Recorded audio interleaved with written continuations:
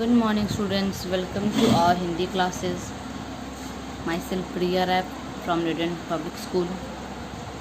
So let's start now for class 5th. Our today's topic सर्वनाम.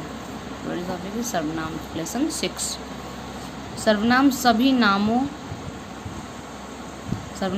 नामों के स्थानों पर प्रयोग किए जाते हैं. निम्नलिखित व्यक्ति को ध्यानपूर्वक पढ़ेगा. पहले आप देख लीजिए, सर्वनाम सभी नामों के स्थान पर प्रयोग कीजिए. तो जितना भी नाम है, संज्ञा होता है, उसके जगह पे हम सर्वनाम का इस्तेमाल कर सकते हैं. निम्नलिखित वाक्य को ध्यानपूर्वक पढ़िए. प्रिया एक छात्र है. प्रिया क्या है? संज्ञा है.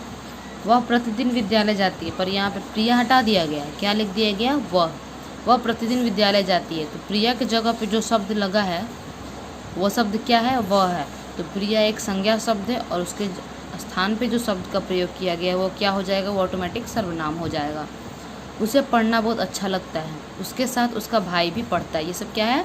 सर्वनाम शब्द. यानी जो भी नाम के स्थान पे प्रयोग हुआ है उसे सर्वनाम कहते हैं. जो शब्द संज्ञा के स्थान पर प्रयुक्त होते हैं उन्हें सर्वनाम कहते हैं. यानी जो शब्द संज्ञा के स्थान पर प्रयुक्त होते हैं सर्वनाम कहलाते हैं. सर्वनाम के भेद.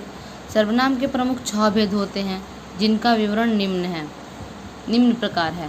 पहला है पुरुषवाचक सर्वनाम यानी पर्सनल नाउन. बोलने वाले, सुनने वाले या किसी अन्य व्यक्ति के लिए जिन सर्वनामों का प्रयोग होता है वे पुरुषवाचक सर्वनाम कहलाते हैं. पुरुषवाचक सर्वनाम भी 3 तरह के होते हैं: उत्तम पुरुष, मध्यम पुरुष और अन्य पुरुष. उत्तम पुरुष. बोलने वाला व्यक्ति अपने नाम के बदले जिन सर्वनाम शब्दों का प्रयोग करता है वे उत्तम पुरुष सर्वनाम कहलाते हैं, जैसे मैं, हम, मुझे, हमें आदि. मध्यम पुरुष. Second person. बोलने वाला जिससे बहुत बातें कर रहा हो या जो उसकी बातें सुन रहा हो उसके लिए प्रयुक्त सर्वनाम शब्द मध्यम पुरुष होते हैं, जैसे तुम यहाँ बैठो, आप चाय पीजिए, लड़के तू घर जा. यहाँ तुम, आप और तुम मध्यम पुरुष है. ठीक है, यानी दूसरे के लिए बात हो रहा है. अन्य पुरुष. बोलने वाला जिसके विषय में बात करता है उसके लिए वह और वे शब्द वे आदि का शब्दों का प्रयोग करता है. वह और वे अन्य पुरुषवाचक सर्वनाम कहलाते हैं. जैसे वह तीन दिन से स्कूल नहीं गया, वे कल मैच खेलेंगे. निश्चयवाचक सर्वनाम. किसी निश्चय संख्या और निश्चय पूर्वक संकेत करने वाले शब्द निश्चयवाचक सर्वनाम कहलाते हैं. ये प्रमुख हैं: यह, वह, वे, जैसे. यह कोई नया काम नहीं है, ये मेरा घर है, वे सब हंस रहे हैं, पुस्तक रख दो, वह तुम्हारी नहीं है. ठीक है. अनिश्चयवाचक सर्वनाम.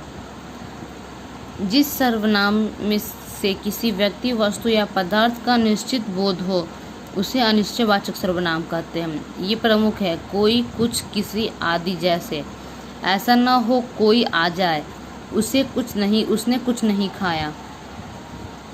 फिर हो गया संबंधवाचक सर्वनाम. ये सब क्या है? सर्वनाम के भेद हैं. जो सर्वनाम शब्द वाक्य में आने वाले दूसरे सर्वनाम से अन्य सर्वनाम का संबंध बताए उसे संबंधवाचक सर्वनाम कहते हैं. जैसे जो, जैसा, जिसकी, उसकी आदि. जैसे जो वह चाहता है वह मैं नहीं कर सकता. जो सोता है सो खोता है. जैसा करोगे वैसा भरोगे. जिसकी लाठी उसकी भैंस. प्रश्नवाचक सर्वनाम. जिन सर्वनाम शब्दों से प्रश्न पूछने का बोध हो उसे प्रश्नवाचक सर्वनाम कहते हैं.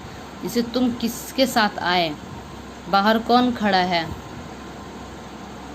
निजवाचक सर्वनाम. स्वयं के लिए प्रयुक्त सर्वनाम शब्द निजवाचक सर्वनाम कहलाते हैं. जैसे तुम स्वयं पढ़ लेना, मैं आप खा लूँगा. ठीक है, जो स्वयं के लिए प्रयोग हो रहा है. सर्वनाम के कारकीय रूप. उत्तम पुरुष मैं के कारकीय रूप ये हो गया, जैसे कर्ता, कर्म, करण, संप्रदान, अप्रदान, संबंध, अधिकरण.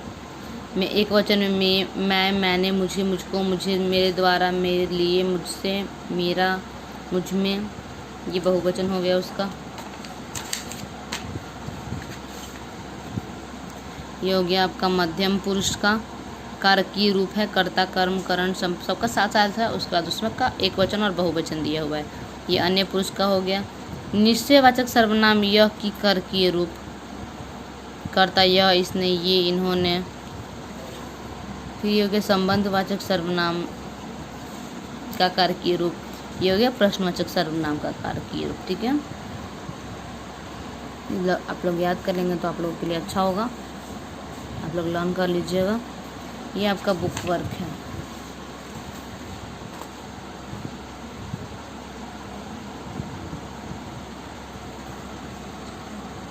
ठीक है, तो क्वेश्चन आंसर आप लोगों को दिखा देती हूँ इस लेसन का, ध्यान से देखिए।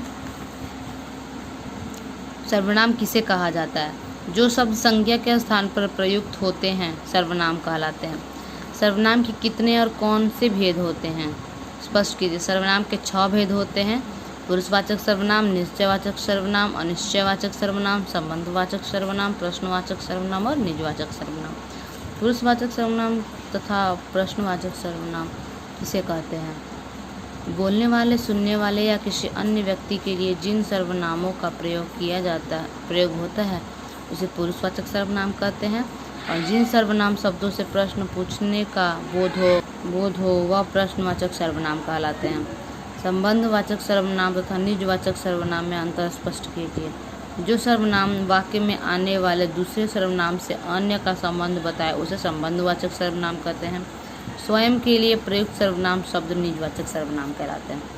ठीक है, ये रहा क्वेश्चन आंसर। आप लोग फेयर पे कंप्लीट कर लीजिएगा और लर्न भी कर लीजिएगा। Thank you students.